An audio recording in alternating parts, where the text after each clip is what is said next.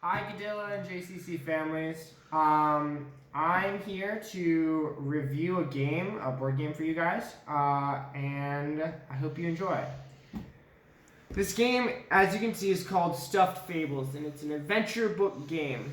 It's by Plaid Hat Games, which is a well-known board games developer that I have multiple games from them, and I can let you know that they're very good. Alright, so Stuffed Fables is a game about many adventurers. Lumpy the elephant, Theodora the teddy bear, Lionel the lion, Piggle the pig, Stitch the stuffed, and Flops the rabbit. These are all stuffies belonging to a specific young little girl who has just gone into the big bed. In your adventures, you'll start by going into the storybook and reading out of the story. So just to give you guys a little preview of what this is like, I'll read the first page. Mommy and Daddy exchanged nervous glances as they watched their little girl climb into her new big girl bed.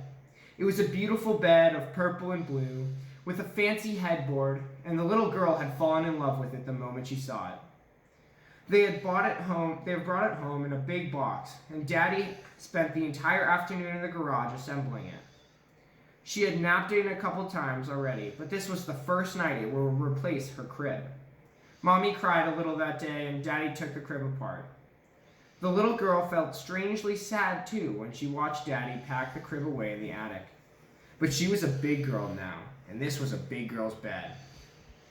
Her parents tucked her in and Daddy stroked her hair, while Mommy, with a lump in her throat, sang a sweet bedtime song. When they tiptoed away, they left the bedroom door cracked open, and inside the room, everything grew still. The little girl's breathing slowed. The kitty clock on the wall tick-tocked, tick-tock. One by one, all the lights in the house went out, and soon Mommy and Daddy were in bed. Tick-tock. Theodora Stuffins sat up in the nude big girl bed and gave a stretch, marveling at her surroundings. What had happened to the crib? She rubbed her glassy eyes and leaned over to make sure the little girl slept soundly. "Where are we, Thea?" asked a droopy voice. "Where did all the bars go?" Lumpy the stuffed elephant looked around with an anxious concern. "I don't know, Lump," said Theodora. "It was like this when I woke up." "I'm scared," Lumpy whispered. Flops landed between the two of them with a giggle, her long ears flying all around. "I like it," Flops declared. "It's nice and bouncy." "Flops!" hissed Theodora. "Knock off all the jumping. You know better." "So it has happened at last," said Stitch. They turned to see the frayed old-timer hobble towards them. Stitch had already served under the girl's mother during her growing years. He had a limp and a mismatched button eyes, but the others dearly loved the wise old doll. "What has happened, Mr. Stitch?" asked Theodora. "This is it," said Stitch. "This is what we signed up for. Before now, we were merely companions, our young charge, protected by the magic of her crib. But tonight, she sleeps in the big girl bed, and so at last our service begins and true. He will come for her, and we will protect her." "Who will come, Mr. Stitch?" "Crepitus, the Nightmare King. He will send his minions for the sweet child, and only we will be able to protect her." The very thought of it made the old doll puff up his chest in pride. "Crepitus," wondered Theodora. "I didn't think he was real." "Could we pay someone else to do it?" whispered Lumpy. "Much safer that way."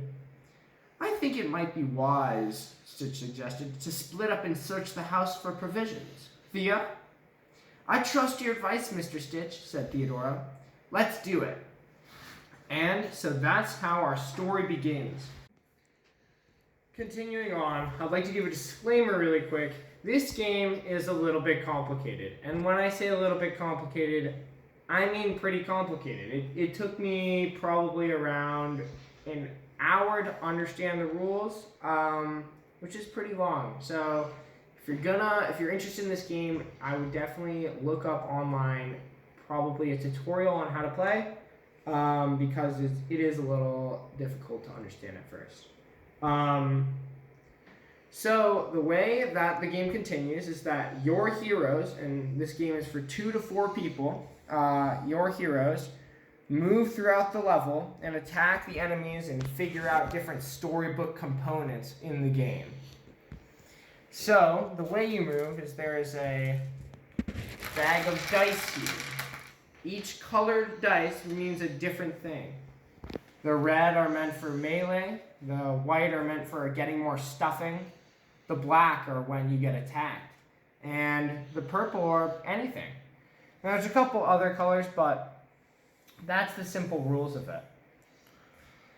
So, continuing on, there are different status cards and different events that can happen throughout the game, such as the leprechaun in the stone, or the dancer's wish.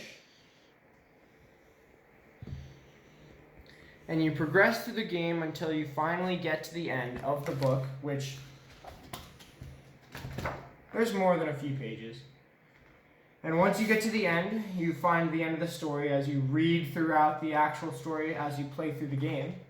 And at the end of the story, you figure out the ending and you save the little girl as her stuffies. The end. That's Stuffed Fables. If you're interested, you can look online to see if anyone is selling the game. But I've played it with my friends and with Justin, and it's a great game. So, yeah, thanks for listening, and it's been fun.